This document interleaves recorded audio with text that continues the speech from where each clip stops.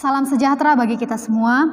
Pertama-tama marilah kita panjatkan puji dan syukur kehadirat Tuhan Yang Maha Esa, karena atas kasih dan penyertaan-Nya kita masih diberkati hingga hari ini. Para hadirin yang saya hormati, izinkan saya untuk menyampaikan sebuah pidato yang saya angkat dari butir Piagam Abu Dhabi, yang sebenarnya tidak asing lagi di telinga kita, yaitu mengenai kebebasan. Kebebasan ini memiliki makna dan cakupan yang cukup luas. Maka pada pidato saya kali ini, saya tertarik untuk membahas mengenai kebebasan beragama di Indonesia.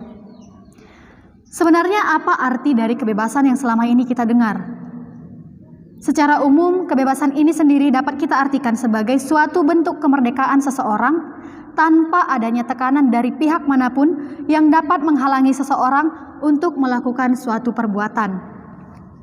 Namun perlu kita garis bawahi bahwa kebebasan ini juga harus diikat oleh peraturan dan norma-norma yang berlaku.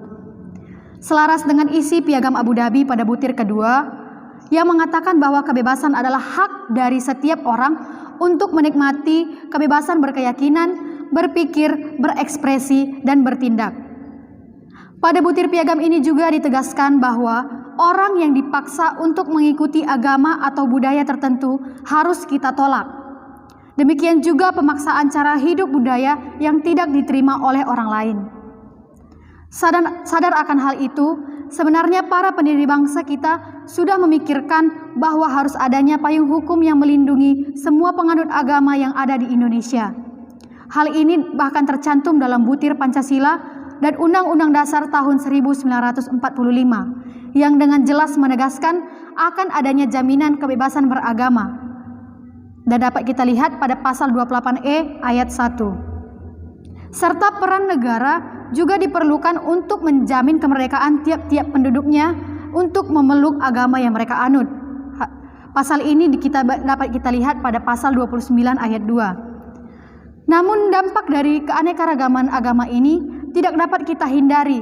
Terdapat gesekan-gesekan baik besar maupun kecil yang dapat menyebabkan problem dan konflik antar umat beragama. Ketika kita sebagai warga negara tidak dapat menghargai kebebasan berpendapat serta toleransi antar umat beragama.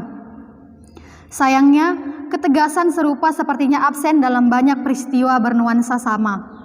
Pembatasan bahkan pelarangan warga negara untuk menjalankan ibadahnya. Dengan kejadian-kejadian tersebut dapat kita lihat bahwa perbedaan agama telah menjadi salah satu masalah yang besar dan patut untuk memperoleh perhatian yang serius. Bahkan sedemikian seriusnya, masalah ini sampai-sampai dapat menimbulkan perpecahan suatu bangsa, terjadinya konflik sosial, hingga timbulnya perang sipil di antara warga negara. Maka, suka tidak suka, siapapun tidak dapat membantah fakta tentang keanekaragaman agama ini. Untuk itu, perlunya pemahaman tentang keanekaragaman agama mengenai toleransi yang tanpa adanya konflik antar umat beragama.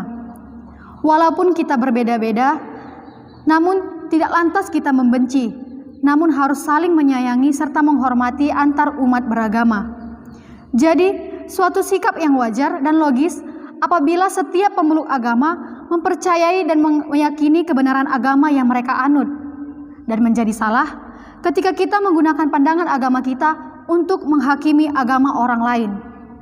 Sebagai negara yang majemuk, maka diharapkan agar kita semua dapat merawat hubungan yang sehat antar sesama umat beragama.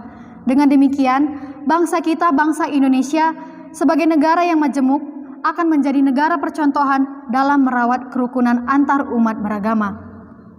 Akhir kata, mari kita mengingat semboyan negara kita, yaitu Bhinneka Tunggal Ika. Kita berbeda, tetapi kita tetap satu.